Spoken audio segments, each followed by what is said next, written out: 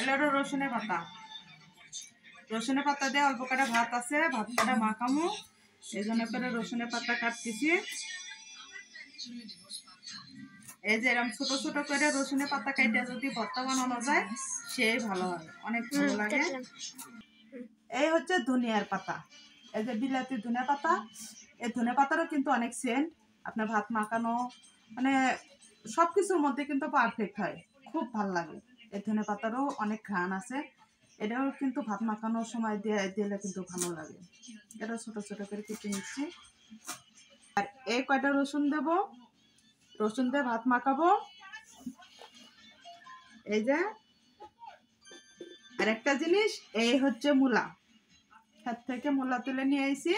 এই মূলাটা কেটে ভাত মাখাবো, একেবারে ঝাল ঝাল করে ভাত মাখায় তারপরে কিন্তু মূলাটা দিয়ে খাবো। ফেভারিট মূলা, দারুণ স্বাদ। শীতের মধ্যে কিন্তু এর কিন্তু তুলনা হয় না, অনেক স্বাদ।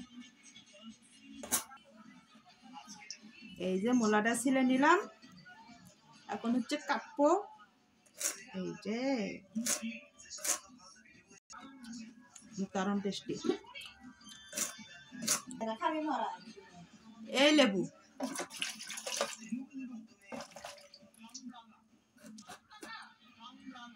কি গন্ধ।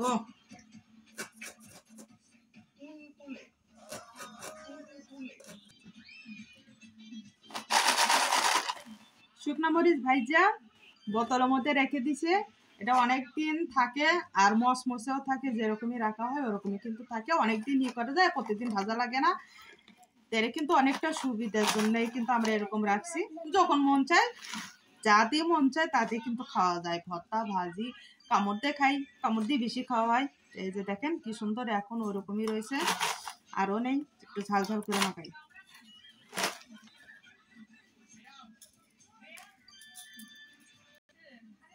লবণ দেখা যাচ্ছে না, রাইস কুকারের মধ্যে নিচ্ছি তো এই জন্য করে বেশি একটা বোঝা যাচ্ছে না। এই যে ভাত এখন মাখাবো।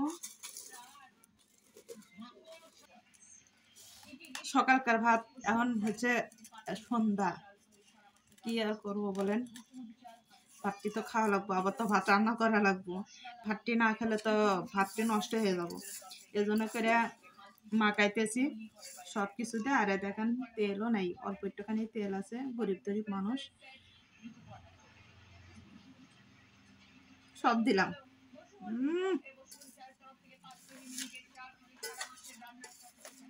দারুণ গন্ধ বেরিয়েছে। যদি সন্ধ্যা সন্ধ্যা ঝাল ঝাল কিছু খাওয়া যায় খুব ভালো লাগে, আর যা টেস্টি লাগবো, অনেক মজা লাগবো। এই দেখেন সেই সুন্দর।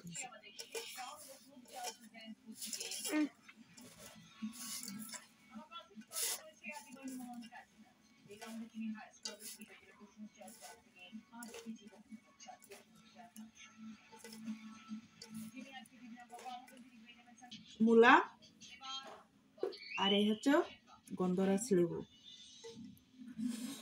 এখন খাবো। বিসমিল্লাহ।